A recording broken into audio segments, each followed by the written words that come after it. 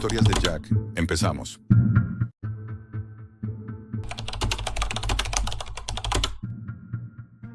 Todo empezó con un mensaje en un foro donde la gente ofrecía su propia voluntad como si fuera un producto. Soy psicólogo de conducta. Durante años he estudiado cómo las personas se desmoronan bajo el peso de sus propias decisiones. He visto a gente destrozarse intentando controlar su vida y a otros destruirse por rendirse.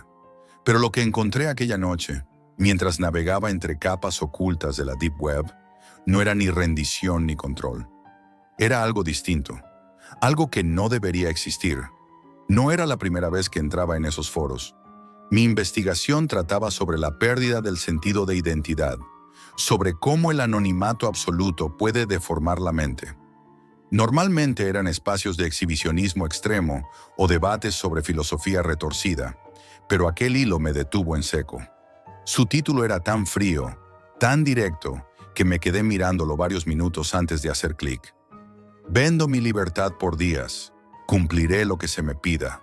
No hay límites, solo tiempo. El usuario se hacía llamar Lilybound. Me pareció un nombre extraño, casi poético. No había respuestas, ni bromas, ni insultos. Solo ese mensaje. Entré esperando encontrar una historia falsa, algún experimento social, una provocación. Pero no era eso. El texto era demasiado íntimo, demasiado humano. Me llamo Lily. Tengo 22 años. Estoy cansada de decidir. Durante 3 días me someteré completamente a quien me compre. No ofrezco mi cuerpo, ofrezco mi voluntad. Dormiré donde se me diga, haré lo que se me diga. No busco placer ni dinero, solo descanso. No soy una actriz ni una esclava. Soy una persona que ya no confía en sí misma. No había adornos, solo palabras secas, limpias, como si cada frase fuera una confesión. Al principio pensé que sería un texto terapéutico o una metáfora. Pero en ese foro, las metáforas no existían. Todo era literal o peligroso. Miré la hora. Eran casi las 3 de la mañana. Mi esposa dormía en la habitación contigua y yo, en silencio, frente a la pantalla, con la luz azul reflejándose en mis manos, sentí algo que no debería haber sentido. Curiosidad. Una curiosidad que olía a culpa. Leí el mensaje una y otra vez hasta que algo dentro de mí cedió. Le escribí. No sé exactamente qué dije. Quizá algo como: soy investigador de conducta. Quiero entender lo que te ha llevado a escribir esto. No busco aprovecharme, solo comprender. Lo envié sin pensarlo demasiado, convencido de que jamás recibiría respuesta. Pero llegó 1 minuto después. Gracias por escribir. No busco ayuda. Solo quiero que alguien me diga qué hacer, que me quite el peso de ser yo por un tiempo. Me quedé inmóvil. Esa frase me descolocó más que cualquier caso clínico que hubiera escuchado. Tenía la sensación de estar leyendo una nota de suicidio a cámara lenta. Le pedí que me explicara, que me dijera si era una broma. Y entonces llegó el video. Era una grabación corta, una habitación pequeña, sin decoración. Una joven de cabello castaño, piel pálida, ojos que no miraban a la cámara sino a un punto detrás de ella. Sostenía una hoja con la fecha del día y decía, con voz neutra: confirmo que cedo mis decisiones durante 3 días a la persona que me contacte. Firmo este contrato de sumisión voluntaria. No había dramatismo, ni sensualidad, ni miedo, solo una calma insoportable. Algo dentro de mí me dijo que debía cerrar la página, pero otra voz, más baja, más profesional, o eso quise creer, me dijo que siguiera observando. Le escribí de nuevo. Le pregunté qué ganaba con eso, qué buscaba exactamente. Respondió: paz, 3 días de silencio interior, 3 días sin tener que decidir quién soy. Pasé horas analizando sus respuestas, intentando descubrir si se trataba de un perfil falso, un bot, una broma. Pero no. Había una cadencia humana en sus mensajes, una tristeza demasiado real. Cuando quise darme cuenta, la conversación se había convertido en algo personal. Ella me habló de su trabajo, decía haberlo dejado hace 1 mes, de cómo ya no distinguía entre descanso y rendición. Estoy cansada de tener la responsabilidad de existir, escribió. 3 horas después, sin entender muy bien cómo, había aceptado su propuesta. No había dinero de por medio, solo un acuerdo digital. 3 días en los que yo tendría control total sobre sus decisiones. Lo racionalicé como un experimento, una oportunidad para observar de cerca el límite de la voluntad humana. Pero, si soy sincero, lo hice porque quería ver hasta dónde llegaba esa oscuridad. A la mañana siguiente, recibí una dirección, un apartamento en las afueras de Seattle, alquilado a nombre de otra persona. No me lo pensé demasiado. Cogí el coche y conduje hasta allí. Durante el viaje, repetía mentalmente que todo era con fines científicos, que ayudaría a una mujer en crisis. Pero esa excusa se desmoronaba cada vez que recordaba su voz, tan vacía y al mismo tiempo tan consciente. El edificio era gris, anónimo, de esos que parecen construidos para desaparecer en el paisaje. Toqué la puerta y ella abrió casi de inmediato. No parecía sorprendida. Me miró como si me hubiera estado esperando toda su vida. ¿Eres tú?, preguntó. Asentí. Entonces dime qué tengo que hacer. Su tono no era de sumisión, era de alivio, como quien por fin puede dejar de respirar un momento. La invité a hablar, a sentarse. La habitación estaba casi vacía. Un colchón en el suelo, una silla, una lámpara encendida con luz amarillenta. No había cuadros, ni fotos, ni rastro de una vida normal. Le pregunté por qué lo hacía. Me dijo que en los últimos meses había intentado todas las terapias posibles, que los antidepresivos solo la hacían sentir más lejos de sí misma. Pensé en morir, me dijo sin cambiar el tono, pero decidí probar a no decidir primero. Le pedí que comiera algo, que durmiera. Ella preguntó si debía hacerlo. Sí, dije. Y entonces sonrió, apenas. Gracias. Aquella noche no dormí.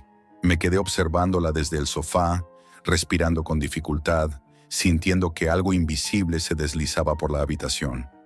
No era miedo exactamente, era otra cosa, como si el peso de su entrega me perteneciera de verdad. Al amanecer seguía allí, sentada en la misma posición. ¿Qué quieres que haga hoy?, preguntó con voz tranquila. Nada, quiero que descanses. Entonces descansaré. Se quedó quieta durante horas, sin moverse, sin parpadear mucho. Yo intentaba leer, escribir notas, racionalizar la situación, pero no podía dejar de mirarla.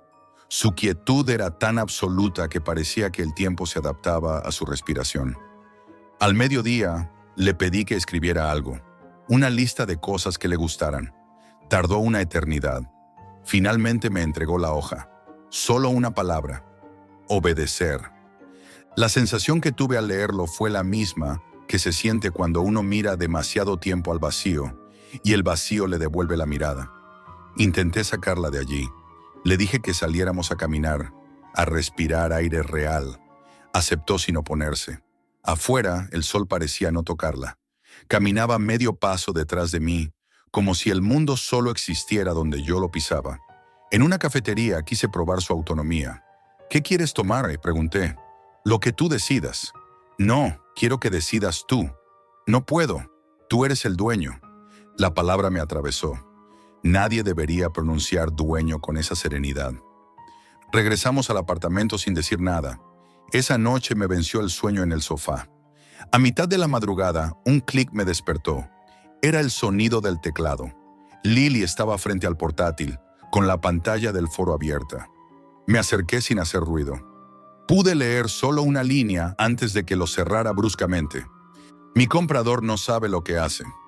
Pronto entenderá lo que significa mandar. Nos miramos unos segundos. Ella no se movió, ni se disculpó. ¿Qué estás escribiendo?, pregunté. Observaciones. Dijiste que te interesaban las conductas humanas extremas. Pues obsérvame. Su voz no tenía amenaza, pero algo en sus ojos había cambiado. Ya no eran los de una mujer rendida, sino los de alguien que estaba probando algo. Conmigo. Me encerré en el baño. Saqué el móvil para llamar a la policía, pero no lo hice. ¿Cómo explicarlo? ¿Cómo decir que había aceptado ser el comprador de una mujer que vendía su voluntad? Cualquier palabra me habría condenado. Apagué el móvil. Me quedé sentado en la oscuridad, escuchando el ruido del teclado. Cada tecla sonaba como un latido que no era mío. Y en ese momento lo entendí. Yo también estaba participando en su experimento. Lily estaba sentada en el mismo rincón donde la había dejado la noche anterior. No había dormido, ni comido, ni siquiera cambiado de postura. Solo me observaba como si esperara algo que yo aún no había dicho. La luz gris que entraba por la ventana la hacía parecer una figura recortada, casi irreal, pero no había nada sobrenatural en ella. Era demasiado humana, demasiado viva. Y eso era lo que más me asustaba. Intenté mantener la voz profesional, aunque ya no sabía si quedaba algo de profesionalismo en mí. Le dije que el acuerdo podía terminar, que no necesitaba seguir, que aquello había ido demasiado lejos. Ella asintió, pero sin convicción, como si escuchara a un niño hablar de un juego que ya no le importa. «No te preocupes, hoy termina todo», dijo, y me sonrió con una paz que me desarmó. No supe qué responder. Me limité a observarla mientras preparaba café, esperando que dijera algo más. No lo hizo. Cuando me giré, ella seguía en el mismo sitio, pero ahora tenía el portátil abierto. La pantalla mostraba una página nueva, sin título ni dirección visible. Había líneas de texto que desaparecían mientras escribía. «¿Qué haces?», le pregunté. «Anoto conclusiones», contestó. «¿Conclusiones de qué?». «De nosotros». Sentí un escalofrío que no supe disimular. Me acerqué para ver la pantalla, pero la cerró con suavidad. «Jack, ¿has notado lo fácil que es aceptar el poder cuando alguien te lo entrega?», dijo sin mirarme. «No te entiendo. El primer día no sabías qué mandarme. Dudabas, buscabas palabras suaves. El segundo día empezaste a ordenar. Y ahora el tercer día no dices nada, pero sabes que voy a obedecer igual. Ya no necesitas darme órdenes. Eso es el verdadero control». Quise decirle que se equivocaba, que aquello no era poder, que solo era compasión, o culpa, o algo parecido, pero las palabras no salieron. Me quedé callado, y en mi silencio, ella sonrió de nuevo, como si acabara de demostrar su punto. Pasamos la mañana sin hablar. A veces ella se levantaba, se acercaba a la ventana y miraba la calle vacía. Seattle estaba cubierta por una llovizna espesa que difuminaba los colores, como si todo el mundo estuviera fuera de foco. En un momento me pidió permiso para salir sola. No debería haber aceptado, pero lo hice. «Vuelvo antes de que anochezca», me dijo. «Ten cuidado», respondí, y al decirlo me di cuenta de que sonaba más como un dueño preocupado que como un terapeuta. La esperé durante horas, al principio con calma, luego con ansiedad. El tiempo parecía dilatarse. Encendí el portátil para revisar el foro, pero ya no existía. El hilo había desaparecido por completo, como si nunca hubiera estado allí. Intenté rastrear la dirección de su cuenta, pero el servidor devolvía errores. La única prueba de su existencia eran mis mensajes guardados, aunque incluso esos parecían incompletos, fragmentados, como si alguien los hubiera manipulado. Anochecía cuando escuché pasos en el pasillo. La puerta se abrió sin ruido. Era ella. Tenía el cabello mojado, la ropa empapada por la lluvia. Caminó hasta el centro de la habitación y se quedó de pie frente a mí. «He estado pensando», dijo. «Los 3 días terminan esta noche, pero no quiero que terminen como si nada hubiera pasado». «Lily, esto debe acabar aquí», le interrumpí. «Sí, por eso he preparado algo». De su bolsillo sacó una pequeña llave USB. La colocó sobre la mesa con cuidado, como si fuera un objeto sagrado. «Aquí está todo. Conversaciones, vídeos, notas, mi historia y la tuya. Si mañana sigo viva, quiero que borres este archivo. Si no, públicalo». «¿Qué quieres decir con si no?», pregunté, aunque temía la respuesta. «Significa que si mañana no recibes señales mías, es que habré dejado de decidir, de verdad». El corazón me golpeó el pecho. Intenté acercarme, pero dio un paso atrás. «No te preocupes, Jack. No voy a hacer nada malo. Solo voy a desaparecer un rato. A veces, para descansar, hay que ausentarse por completo». Dio media vuelta y salió del apartamento sin mirar atrás. Intenté seguirla, pero cuando llegué a la calle ya no estaba. La lluvia caía con fuerza y su figura se había disuelto entre la niebla. Llamé a la policía. Les dije que era una paciente en crisis, que necesitaba ayuda urgente. Vinieron 2 agentes, revisaron el apartamento, tomaron nota del nombre Lily Bound y me miraron con incredulidad. No encontraron nada. El contrato de alquiler era falso. La dirección IP que aparecía en el historial pertenecía a un café de carretera cerrado hace meses. No había registros de ninguna mujer con su descripción en toda la zona. Me quedé solo, con la llave USB sobre la mesa. Pasé la noche entera mirándola, incapaz de abrirla. Parte de mí quería destruirla, otra parte quería saber. Al amanecer venció la curiosidad. La conecté al portátil. Dentro había carpetas con fechas, audios, grabaciones de vídeo. Muchos eran fragmentos de nuestras conversaciones, pero también había otros, anteriores, con diferentes voces, distintos hombres, distintos compradores. En todos ellos, Lily aparecía igual, tranquila, obediente, con la misma mirada vacía. Y todos decían lo mismo al final, con ligeras variaciones, siempre en tono de culpa o terror. Pensé que podía controlarla, pero ella fue quien me controló. Cerré el portátil y vomité en el suelo. No sabía si era asco, miedo o vergüenza, quizá todo a la vez. Los días siguientes fueron una neblina de interrogatorios y negaciones. La policía me consideró un testigo confuso. No tenían pruebas de ningún delito. Nadie me creyó. Terminaron el caso como desaparición no confirmada. Volví a mi trabajo, a mis rutinas, a mis pacientes. Fingí normalidad. Pero algo dentro de mí seguía atado a aquella habitación vacía. Pasaron semanas. Una noche, mientras preparaba informes, recibí un correo sin remitente. El asunto era: 4.º día. El cuerpo del mensaje estaba vacío. Lo borré sin pensarlo. Pero al día siguiente llegó otro. Y otro. Siempre con el mismo asunto. 4.º día. Intenté cambiar de dirección, usar otros servidores, incluso un nuevo ordenador. Los mensajes seguían llegando, puntuales, siempre a medianoche. Un patrón que no entendía, pero que se sentía deliberado. Como si alguien, en algún lugar, estuviera contando el tiempo de otra forma. Una madrugada no pude resistir más. Respondí. Solo escribí: ¿Dónde estás? No hubo respuesta. Pero una hora después recibí un archivo adjunto. Era un audio de unos segundos. Lo abrí con auriculares. Era su voz. Su respiración, primero, suave, tranquila. Luego una frase, casi un susurro. Dijiste que 3 días eran suficientes, pero yo sigo obedeciendo. El sonido terminó con un clic, como de teclado. Apagué el ordenador. Me quedé mirando la oscuridad durante mucho tiempo. Pensé en todos los hombres de aquellos vídeos, en la misma culpa repetida, en la misma voz que los acompañaba después. Y comprendí que quizá ella nunca fue víctima, que su entrega no era rendición, sino manipulación, que cada comprador era solo una nueva pieza en su experimento infinito. Desde entonces, vivo con esa duda clavada. Ya no entro en la Deep Web, ni participo en foros, ni busco nombres.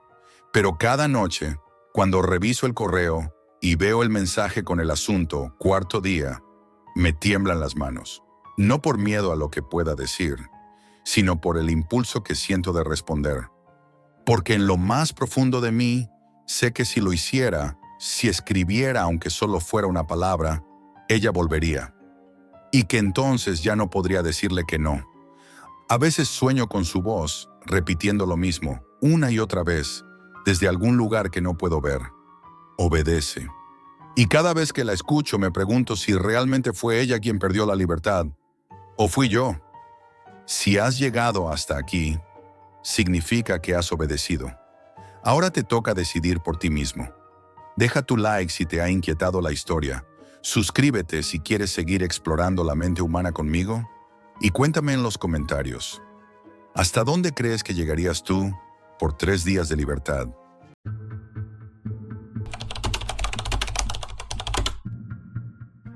No pensé que un simple anuncio de trabajo pudiera oler tanto a muerte.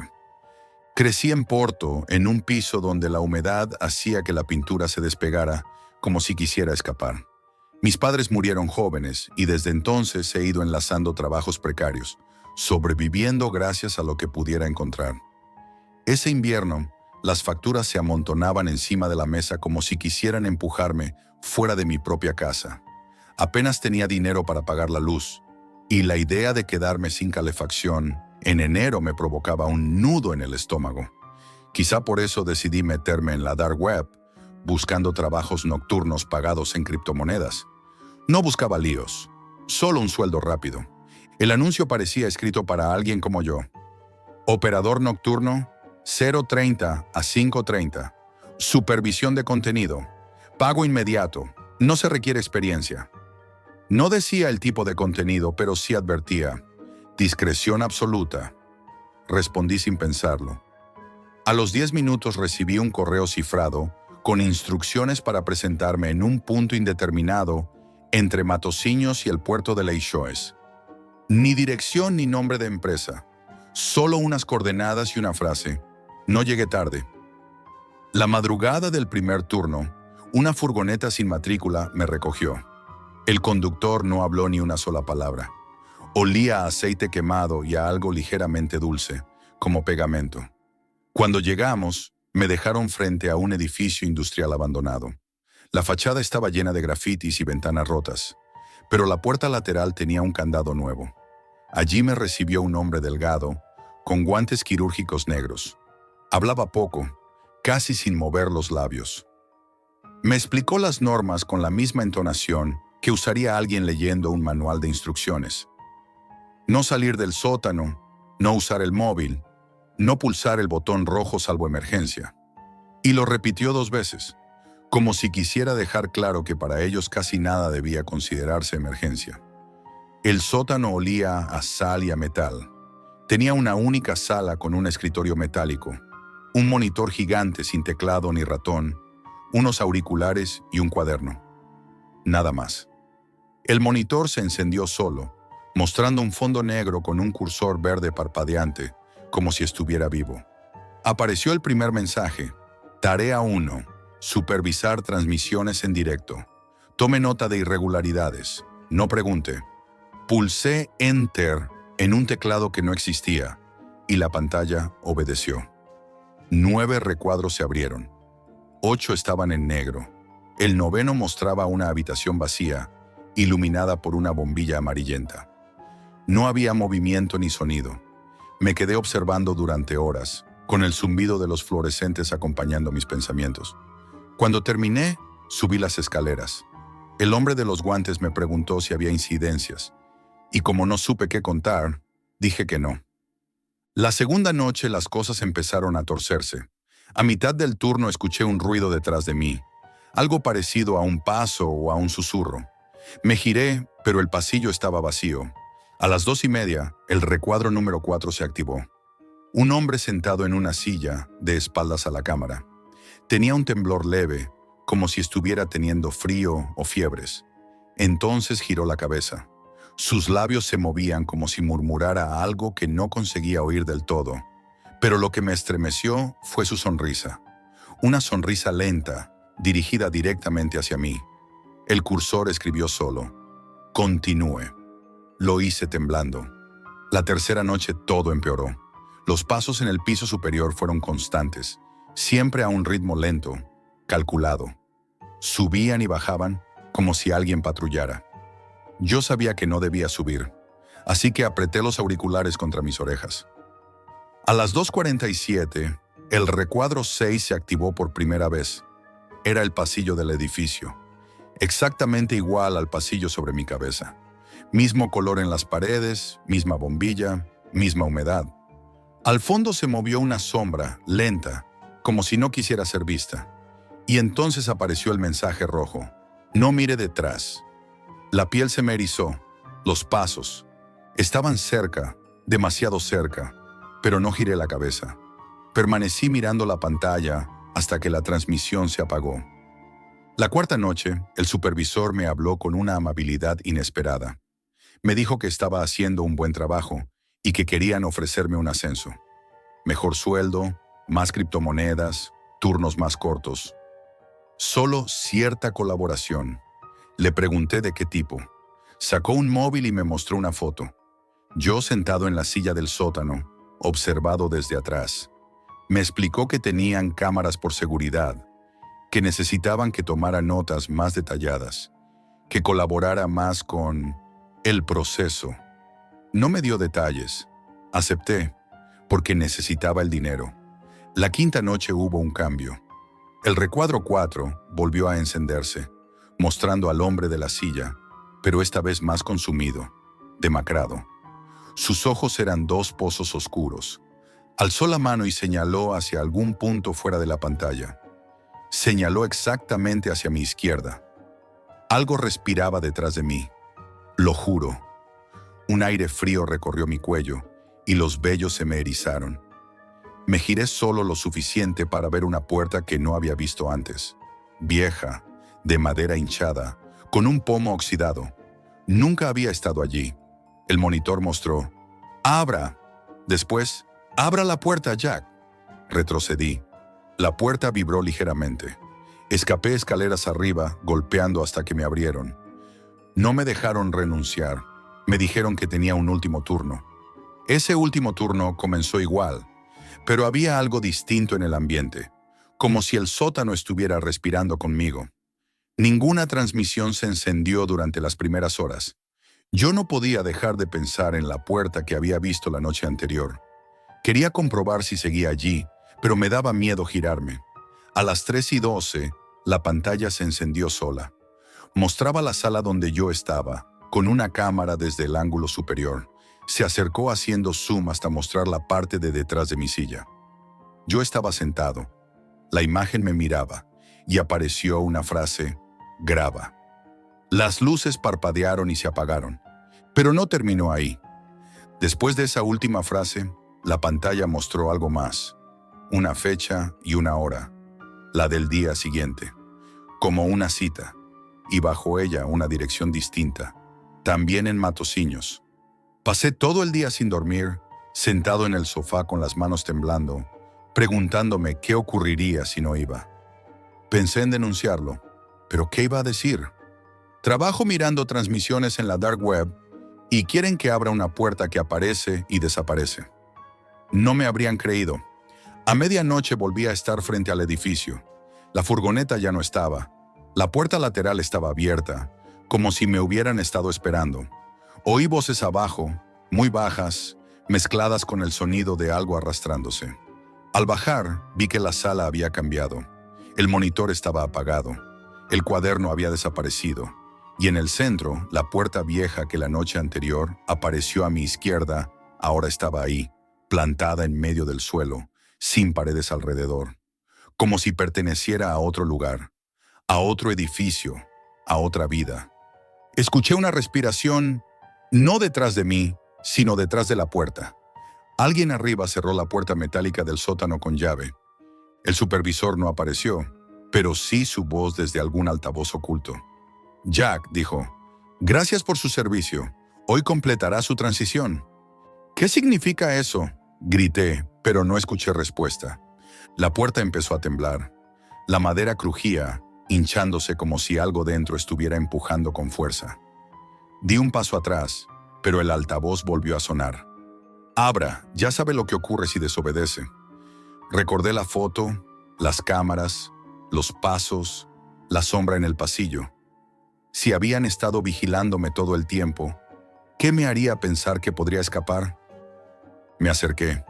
El pomo estaba frío, tan frío que quemaba. Lo giré. La puerta se abrió apenas unos centímetros.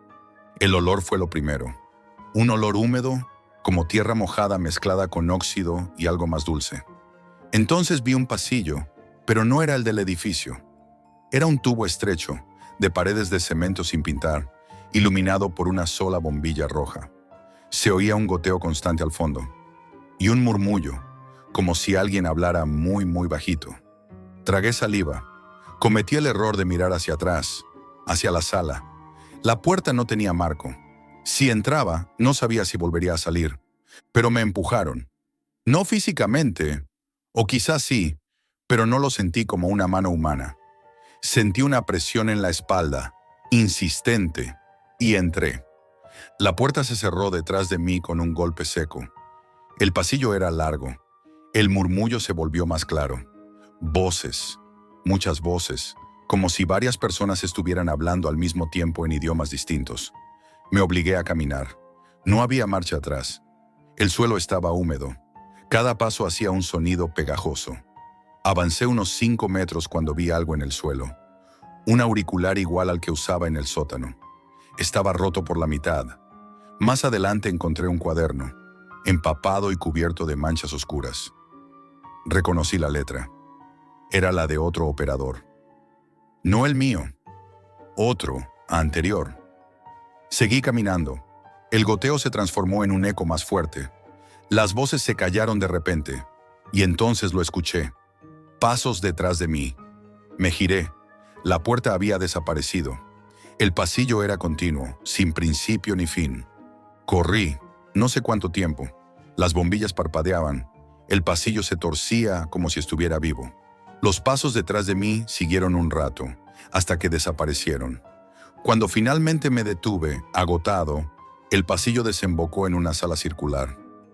En el centro había una silla idéntica a la del recuadro 4. Y en ella, alguien sentado, cabeza agachada. Me acerqué con cautela. Era el hombre del primer vídeo, pero ya no respiraba. A sus pies había una cámara, la misma que me había estado grabando. En la pared, escrita con algo oscuro, había una frase. Ahora te toca a ti. No estuve solo. Escuché una respiración detrás de mí. Lenta, fuerte, más profunda que cualquier respiración humana. Y ahora, mientras escribo esto desde un lugar que no reconozco, sé que ya no soy parte del mundo exterior. Sé que el trabajo no era supervisar transmisiones. Era reemplazar al que vino antes. Era ocupar la silla. La puerta volverá a abrirse pronto. No sé para qué, ni para quién. Solo sé que, si alguna vez lees una oferta de trabajo nocturno en la dark web, no contestes. A veces los trabajos bien pagados no buscan trabajadores. Buscan candidatos, y tú podrías ser el próximo.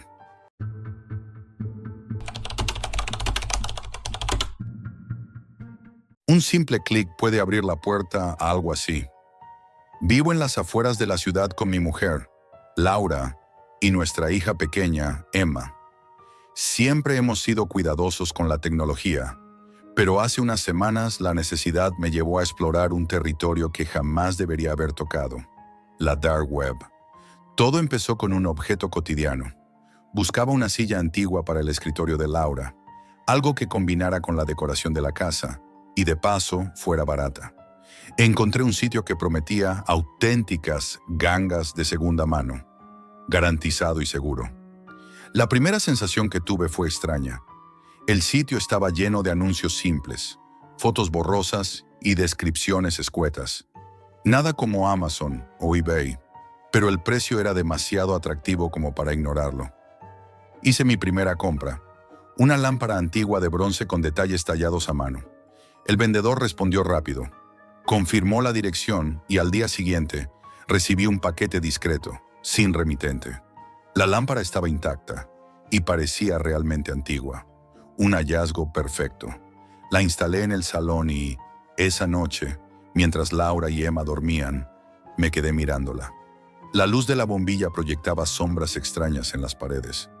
No había nada paranormal, nada que explotara de miedo de golpe, pero algo en la forma en que los relieves de bronce reflejaban la luz me hizo sentir observado, como si hubiera ojos en cada curva.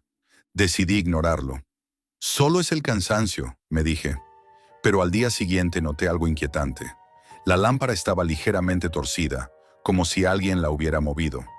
No había señales de intrusión.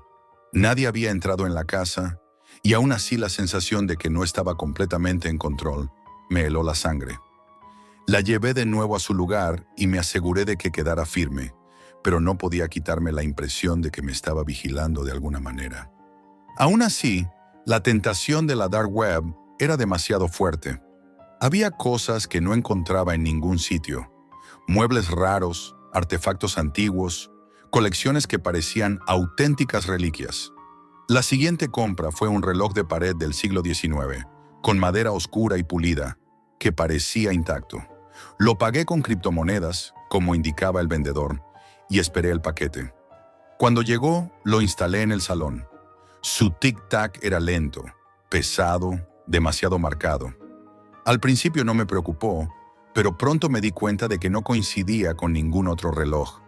Hacía un sonido irregular, un tic seguido de 2 tacs, como si llevara su propio ritmo. Un día, mientras Laura preparaba la cena, me distraje mirando los objetos que ya había recibido. Noté que la lámpara parecía reflejar la luz de una forma distinta según el ángulo. No importaba cómo la moviera, siempre proyectaba sombras que no correspondían con la forma de la habitación.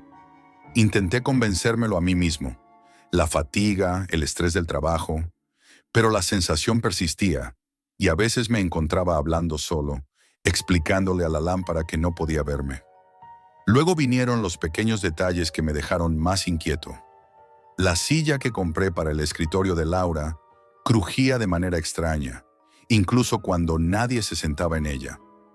Un día, al entrar al despacho para revisar unos papeles, la silla estaba ligeramente desplazada, como si alguien se hubiera sentado por un instante y luego se hubiera levantado. No había huellas, no había nadie, pero el movimiento era demasiado exacto para ser un accidente. Incluso Emma, inocente y despreocupada, comenzó a señalar cosas extrañas.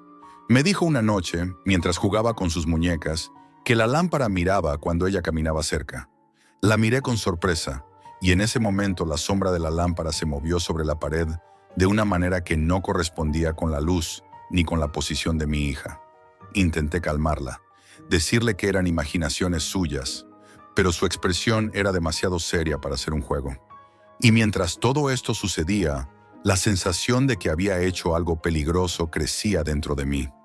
Cada objeto parecía absorber una parte de mi tranquilidad, llenando la casa de una tensión invisible que no podía explicar. No había ruidos extraños, no había fantasmas ni desapariciones, pero cada vez que pasaba por el salón o el despacho, sentía como si los muebles me juzgaran, como si cada sombra tuviera su propio propósito, como si la casa misma hubiera cambiado desde que introduje esos objetos en ella. Fue entonces cuando entendí que esto no era solo una cuestión de compras. La Dark Web no vendía objetos, vendía historias, recuerdos y la huella de personas que habían interactuado con ellos antes. Cada pieza tenía algo que no podía definir, algo que no pertenecía a este mundo cotidiano y seguro que había construido para mi familia. Y cuanto más pensaba en ello, más me daba cuenta de que, aunque los paquetes parecían inofensivos, habían traído consigo un peso silencioso, algo que no necesitaba gritar para que me diera miedo. Después de aquella sensación inquietante con la lámpara y la silla, decidí que no podía dejar que todo esto continuara sin control. Sin embargo, algo me empujaba a investigar más. Una noche, mientras Laura dormía y Emma jugaba con sus muñecas cerca del salón, decidí examinar el reloj de pared con más detalle. Observé la parte trasera y encontré una inscripción muy pequeña, un número de serie casi imperceptible, tallado con una precisión extraña. Algo dentro de mí me dijo que debía buscarlo en internet, aunque una voz interna gritaba que no lo hiciera. Al principio no apareció nada, pero al cambiar algunos términos en la búsqueda, hallé un hilo antiguo en un foro oscuro, apenas activo, donde los coleccionistas compartían experiencias con objetos adquiridos en la Dark Web. Cada número de serie que coincidía con mi reloj estaba asociado a historias inquietantes. Objetos que provocaban ansiedad inexplicable, tensión constante en el hogar, sensación de que la casa estaba más pesada, como si respirara de manera distinta. No había desapariciones ni fantasmas, pero todos los relatos hablaban de cómo la vida cotidiana se volvía perturbadora sin razón aparente. Me sentí atrapado. No podía dejar de mirar el reloj.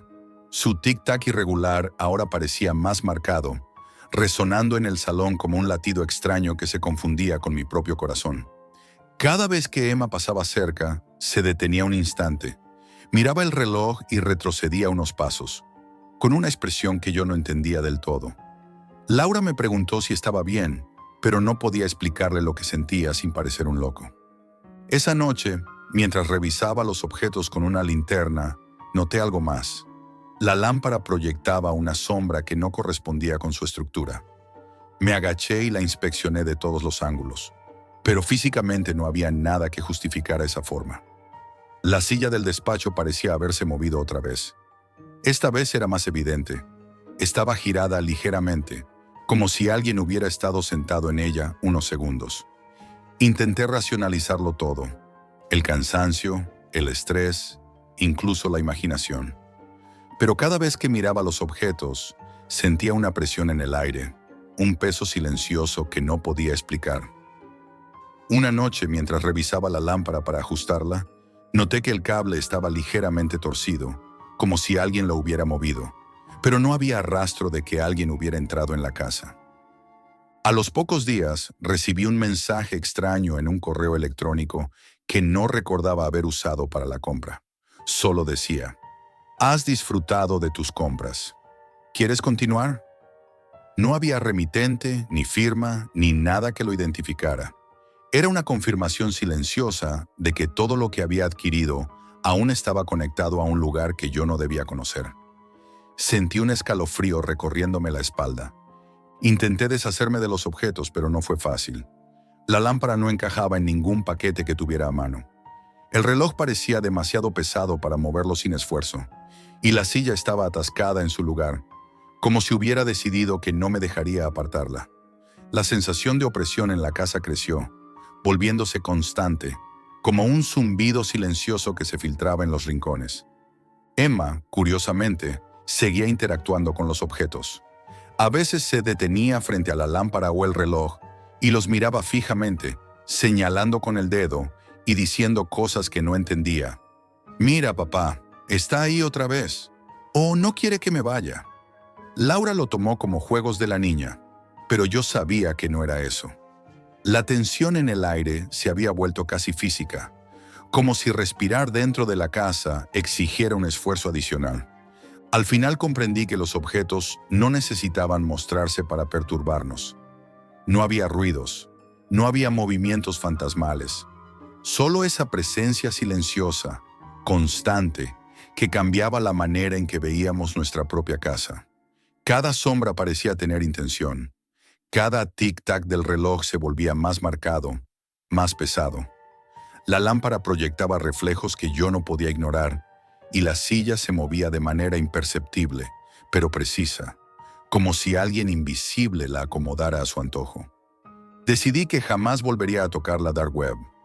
Guardé todos los objetos en el despacho, cerré la puerta y me prometí que no abriría ningún enlace sospechoso nunca más. Sin embargo, incluso ahora, mientras escribo esto, siento su peso. Paso por el salón y noto cómo la luz de la lámpara proyecta sombras extrañas, cómo el tic-tac del reloj parece seguirme, cómo la silla parece esperar que alguien se siente. No hay fantasmas, no hay desapariciones, solo objetos que llevan consigo la historia de un lugar donde nadie debería comprar nada. Y por eso digo, con voz firme y un nudo en la garganta: no todo lo que se vende a un precio demasiado bueno merece ser comprado. Porque hay cosas que, aunque tangibles, cargan un peso invisible. Y algunos lugares no quieren que nadie los toque.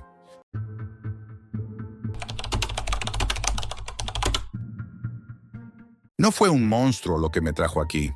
Fue un código, unos y ceros que escondían el truco más viejo del mundo. La promesa de algo a cambio de nada. Desde esta celda, el silencio es el peor de los castigos. Es en el silencio donde recuerdo no a mis víctimas, sino a ella, la que se volvió contra mí. Esto no es un cuento de fantasmas. Es una advertencia sobre la niebla digital donde cualquiera de nosotros puede perderse, donde el cazador puede convertirse de repente en la presa. Mi negocio era la estafa, elegante, limpia, sin sangre. Operaba en los rincones menos transitados de la Deep Web, donde las sombras se pagan con Bitcoin. Ofrecía lo que todos anhelan en secreto: riqueza sin esfuerzo, secretos inalcanzables, un poder que no te ganas, sino que simplemente tomas. Me especialicé en construir identidades falsas con la paciencia de un relojero suizo. Era un arquitecto de la decepción, y mi obra maestra fue el espejismo. El espejismo era una plataforma de inversión impecable. Gráficos en alza, testimonios falsos de clientes agradecidos, un rendimiento prometido del 15% mensual. Pura basura, por supuesto. Pero la gente, en su desesperación, prefiere creer en un milagro que enfrentar la cruda realidad. El dinero fluía como un río manso. Pequeños ahorradores, tipos con más ambición que sentido común. Era un riachuelo constante que yo desviaba sin esfuerzo a una red de cuentas cifradas en paraísos fiscales que solo existen en los mapas digitales. Llevaba años, era imparable. Y entonces, en medio de esa rutina de éxito, llegó Silencio. Su alias apareció en mi bandeja de mensajes privados. Un usuario sin historial, sin huella digital, como un fantasma surgido del propio cableado. Su primer mensaje fue tan directo que casi pude sentirlo cortar el aire. Tu espejismo tiene una grieta. La conozco. Podemos hacerlo más grande. Al principio pensé que era un rival celoso, o algún script kiddie con complejo de héroe intentando impresionarme. Le respondí con arrogancia, desafiándole a que probara su afirmación. Su respuesta no fue un texto, sino un archivo. Un simple archivo de texto. Al abrirlo, se me heló la sangre hasta la última gota. Contenía el esquema completo, el código fuente de una de mis identidades principales, Atlas. Y allí, resaltado en rojo, había una vulnerabilidad que ni siquiera yo conocía. Un fallo de código minúsculo, una puerta trasera escondida en los cimientos de mi propio castillo. Con eso, cualquiera podría haberlo derrumbado todo. Silencio no quería un soborno. No quería chantajearme. Quería una sociedad. Me propuso usar mi infraestructura, mi red probada y segura, para un único y colosal golpe. El blanco. Aeternum Capital. Un fondo de inversión privado con una seguridad legendaria. Un fortín inexpugnable. Él proporcionaría la llave digital, el exploit perfecto, yo el canal para lavar y mover el botín. Nos repartiríamos $150 millones. Era el crimen perfecto. O eso se empeñó en hacerme creer. La duda me corroía, pero la avaricia es un veneno más potente que el miedo. Acepté. Las semanas siguientes fueron un torbellino de actividad clandestina. Trabajábamos en una sala de chat encriptada, y sus métodos eran profundamente perturbadores. No usaba las herramientas de hacking convencionales que circulan por los foros. Escribía su propio código, un lenguaje extraño y elegante que parecía vivo, que se adaptaba y aprendía de las defensas del sistema en tiempo real. Era como ver a un cirujano operar con instrumentos de otro planeta, con una precisión que daba miedo. Yo, que me creía un maestro del engaño, me sentía como un niño jugando con bloques al lado de un genio. Él era el cerebro. Yo era solo una herramienta, una extensión útil. La noche del golpe, el aire en mi apartamento estaba cargado de electricidad. Mis dedos volaban sobre el teclado, ejecutando los pasos que Silencio me iba dictando. Todo fue como la seda, con una fluidez casi sobrenatural. Los firewalls de Aeternum Capital se abrieron como la corteza de un fruto maduro. La transferencia se ejecutó sin un solo tropiezo. $150 millones, evaporados de una de las cuentas más seguras del mundo y redistribuidos a través de mi laberinto de cuentas fantasmas. En mi monitor, solo eran números que cambiaban, dígitos verdes sobre un fondo negro. Pero en mis venas era pura adrenalina, la intoxicante certeza de la victoria. Lo habíamos logrado. Estaba en la cima. Y entonces, sin previo aviso, la pantalla se oscureció por completo. Un segundo de silencio absoluto, roto solo por el latido furioso de mi corazón. Pensé en un corte de luz, en un fallo de la gráfica, en cualquier cosa menos en la verdad. Pero entonces, una nueva ventana de chat emergió de la negrura, iluminando la habitación con su luz pálida. Era Silencio. Gracias por tu servicio, Jack. El corazón me dio un vuelco tan violento que creí que se me saldría del pecho. Mis dedos temblorosos se abalanzaron sobre el teclado. ¿Qué significa esto? ¿Dónde está mi parte? Los puntos suspensivos parpadearon durante una eternidad, como si él estuviera saboreando el momento. Finalmente la respuesta llegó, fría, implacable y más aterradora que cualquier amenaza. Tu parte ha sido transferida a la cuenta de la Fiscalía General. Mis manos se quedaron inmóviles, congeladas sobre el teclado. El aire desapareció de mis pulmones. ¿La Fiscalía? No, no podía ser. Antes de que mi mente, entumecida por el pánico, pudiera formar un solo pensamiento coherente, un nuevo mensaje de silencio parpadeó en la pantalla, y al leerlo, supe que mi mundo, mi vida, todo lo que había construido, se acababa de desmoronar por completo. Junto con el historial completo de tus operaciones, los registros del espejismo y las identidades de todos tus inversores. Al otro lado de la pantalla, silencio había terminado su obra, y yo, el gran estafador, acababa de firmar mi propia sentencia. Leer esas palabras fue como que me arrancaran el suelo de golpe. Junto con el historial completo de tus operaciones, los registros del espejismo y las identidades de todos tus inversores. No era solo una trampa, era una aniquilación total. Había utilizado mis propias manos para cavar mi tumba y luego le había entregado la pala a las autoridades. Un grito ahogado se escapó de mis labios. Me lancé sobre el teclado, tecleando como un poseso. Comandos de destrucción, protocolos de emergencia que debían borrar todos mis servidores remotos. Pero cada intento era inútil. Cada puerta digital que intentaba cerrar resonaba con un clac siniestro, sellándose para siempre. Mi red, mi laberinto de mentiras, se había convertido de repente en una prisión de datos irrefutables, y yo estaba encerrado dentro.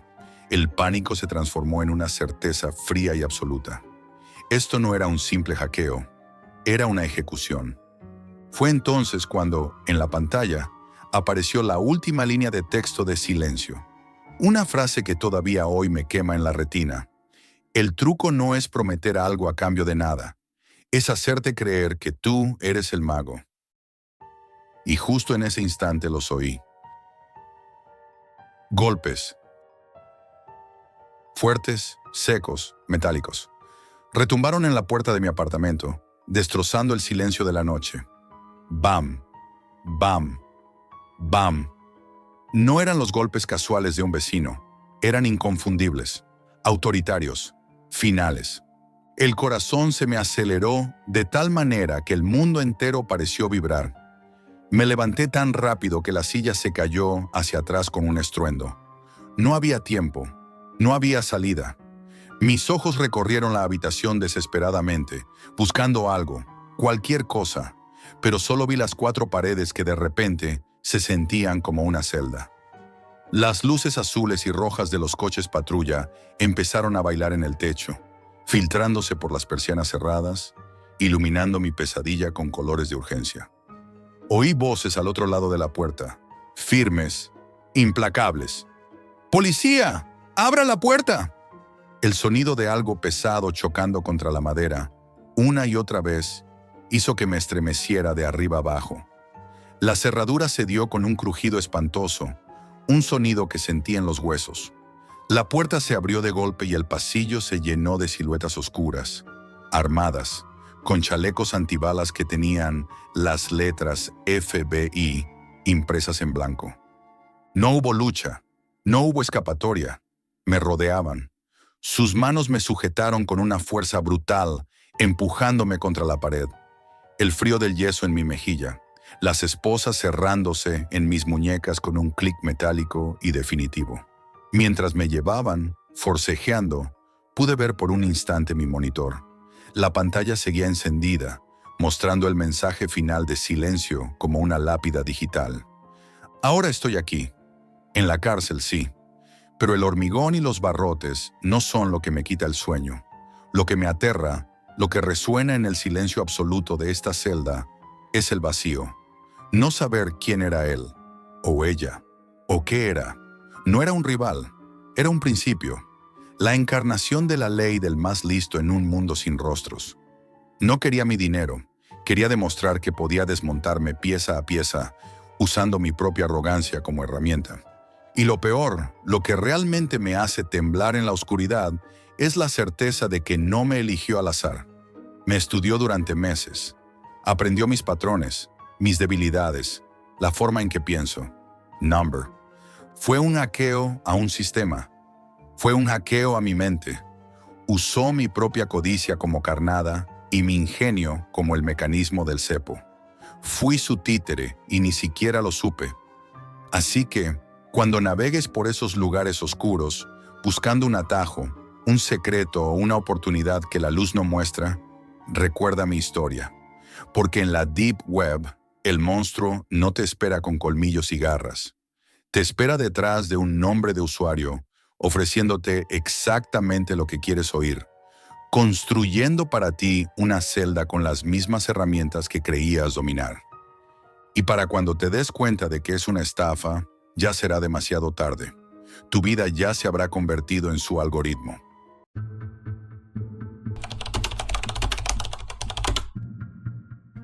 Jamás imaginé que la casa pudiera sentirse tan humana. Siempre creí que mi familia y yo llevábamos una vida tranquila. Clara, mi mujer, y nuestros hijos, Leo y Ana, eran mi refugio, mi razón para sentirme seguro. Pero todo cambió hace unos meses, cuando un mensaje en la Deep Web nos llevó a algo que nadie debería experimentar. Todo comenzó como una curiosidad absurda. Un foro oscuro, lleno de enlaces que parecían trampas, ofrecía experiencias de safari exclusivas en un lugar de África que no aparecía en ningún mapa turístico. El safari exclusivo, lo llamaban, y prometía algo más que la típica casa de lujo. La sensación de estar donde nadie más estaba, de vivir un safari que pocos podían pagar o soportar. Por alguna razón, la idea nos atrapó. Tal vez fue la rutina agotadora, la monotonía de nuestras vidas o la simple fascinación de lo prohibido. Cuando aterrizamos en Nairobi, la atmósfera cambió inmediatamente. Nuestro guía nos esperaba, un hombre alto, de mirada fría y distante, que apenas nos dedicó un saludo. Su inglés era correcto, pero mecánico, sin calidez, y su sonrisa, si alguna vez la tuvo, era inexistente. Nos condujo por carreteras polvorientas hasta un lodge apartado, aislado, rodeado de un silencio absoluto que hacía que cada sonido pareciera amplificado. El viento traía consigo un aroma a tierra seca, a polvo y a algo indefinible que me erizaba la piel. El lodge era lujoso, pero extrañamente desolador. Las habitaciones eran espaciosas, con ventanales enormes que daban a la sabana interminable. Sin embargo, había una sensación de vigilancia invisible. No había otros turistas, no había personal visible más allá del guía, y la lejanía del lugar hacía que cualquier sonido se sintiera exagerado. Un crujido de madera, un golpe de viento contra la ventana, el aullido distante de algún animal desconocido. Clara intentaba tranquilizarme, pero podía ver que sus ojos también buscaban respuestas que no existían. Esa primera noche, mientras cenábamos, el guía nos explicó las reglas del safari. Su voz era calmada, casi suave, pero cada palabra estaba cargada de una frialdad que helaba la sangre. No había límites para lo que podíamos cazar, decía, pero las presas no eran simples animales. No mencionó exactamente qué nos esperaba, solo que debíamos obedecer las reglas y mantener la discreción. Lo miré fijamente, intentando descifrar su expresión, pero su rostro era una máscara. Fue entonces cuando comprendí que estábamos jugando a algo que no entendíamos. Los días siguientes transcurrieron entre caza y exploración de la sabana, pero cada jornada añadía tensión. No encontrábamos a nadie más. La soledad era absoluta, pero no era confortable. Había algo en el silencio, en la distancia interminable, que hacía que cada sombra pareciera moverse con intención propia. Cada noche revisaba la Deep Web, buscando información sobre el safari, y lo que encontraba no ayudaba. Foros llenos de advertencias crípticas, fotografías borrosas de personas con máscaras en la sabana, relatos incompletos de experiencias anteriores. Nadie que lo contara parecía haber regresado igual. Una tarde, mientras avanzábamos por un sendero estrecho, noté algo que me heló la sangre. Las huellas en la tierra no eran de animales. Tenían un patrón humano, deliberado, organizado. Clara lo vio también, pero cuando preguntó al guía, él simplemente encogió los hombros y dijo: «Aquí todo es posible». Esa frase quedó resonando en mi mente, un eco inquietante que me acompañó durante toda la noche. Más tarde, decidí explorar un poco más lejos, sin alejarme demasiado de la familia.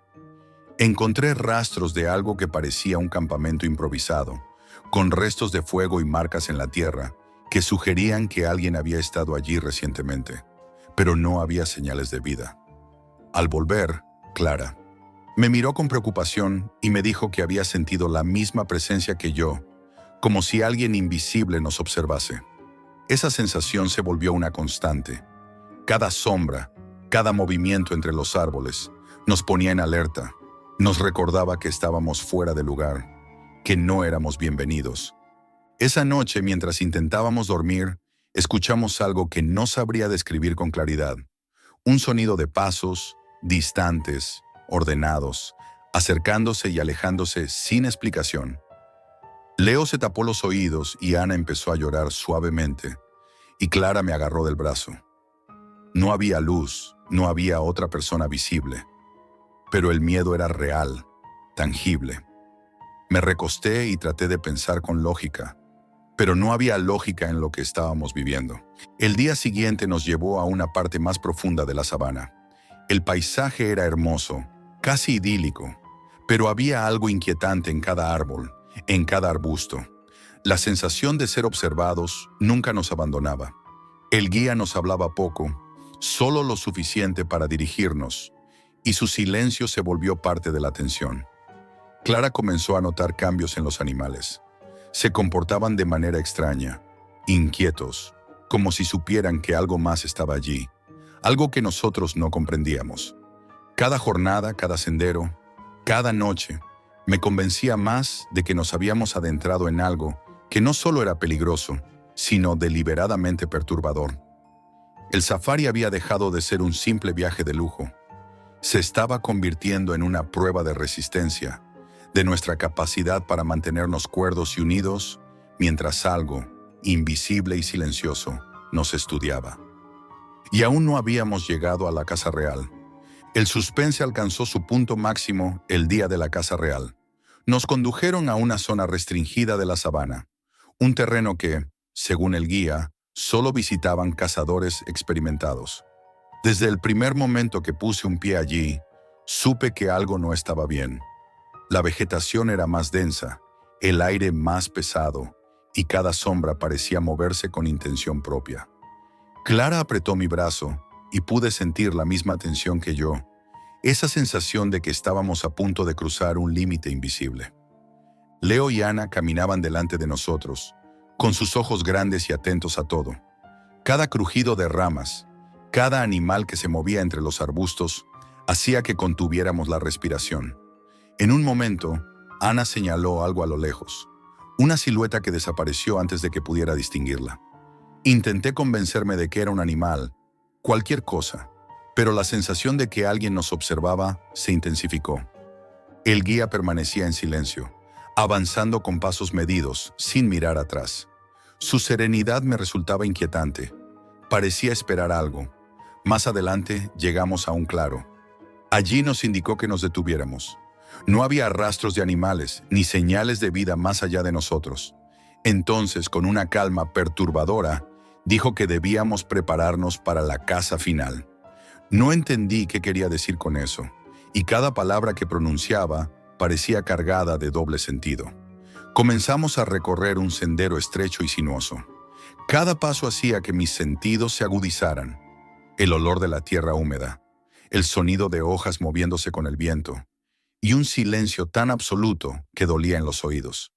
Clara me tomó de la mano, y juntos avanzamos, intentando mantener a los niños tranquilos, aunque yo sentía cómo el miedo se apoderaba de mí. Durante la caminata, noté que las huellas que seguíamos no eran de animales, eran humanas, recientes, y parecían deliberadamente dejadas allí para guiar nuestro camino. En un momento, Leo tropezó y cayó sobre algo blando en la tierra. Cuando lo levanté, descubrimos un trozo de tela, manchada, vieja pero reciente. Clara se estremeció y apartó la mirada, pero yo no podía dejar de mirar, intentando descifrar qué nos estaba llevando allí. El tiempo parecía haberse ralentizado. Cada minuto se alargaba como si el aire mismo pesara sobre nosotros. Incluso los animales parecían haber desaparecido, y un silencio absoluto nos envolvía. El guía finalmente se detuvo frente a un pequeño montículo de tierra. Nos miró y por primera vez vi un brillo extraño en sus ojos, algo que no era humano, algo que mezclaba precisión y cálculo. Nos indicó que avanzáramos uno por uno. Sentí un terror primitivo mientras avanzaba, con Clara y los niños detrás. Cada sombra que se movía entre los árboles parecía seguirnos. Cada crujido de ramas nos ponía en alerta. No había nada que pudiera protegernos, solo la fuerza de mantenernos juntos y conscientes. En ese momento entendí que el safari no era lo que parecía. No cazábamos animales, no estábamos cazando por diversión. Algo más grande y calculado nos estaba poniendo a prueba, observando nuestras reacciones, midiendo nuestro miedo. Al final del sendero, el guía nos detuvo. Nos indicó que nos quedáramos en silencio, que miráramos alrededor. Fue entonces cuando entendí. Cada movimiento, cada sombra, cada sonido había sido cuidadosamente preparado para ponernos en tensión, para hacernos sentir vulnerables. No había trampas sobrenaturales, no había monstruos ocultos, solo un cálculo meticuloso de miedo, de tensión, de supervivencia psicológica. Recuerdo cómo el corazón me latía con fuerza mientras nos mirábamos los unos a los otros, y cómo Clara y yo nos tomamos de la mano, comprendiendo que lo que nos mantenía vivos era nuestra unidad, nuestra conciencia de que debíamos permanecer juntos. Leo y Ana estaban silenciosos, absorbiendo la gravedad de la situación sin comprenderla del todo, pero confiando en nosotros. El guía finalmente nos llevó de regreso al lodge, caminando con la misma calma que al principio.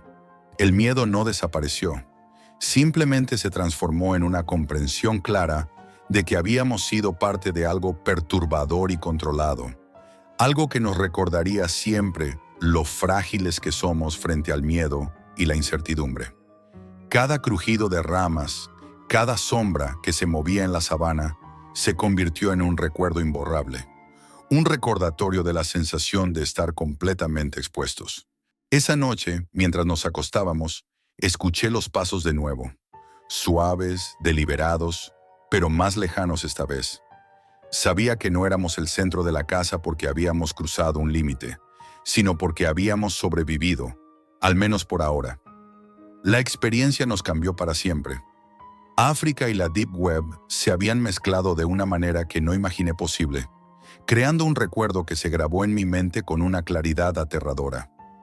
Nunca olvidaré esa sensación, ni la manera en que la sabana se convirtió en un tablero de tensión, ni cómo la Deep Web nos había guiado hacia un miedo calculado y real.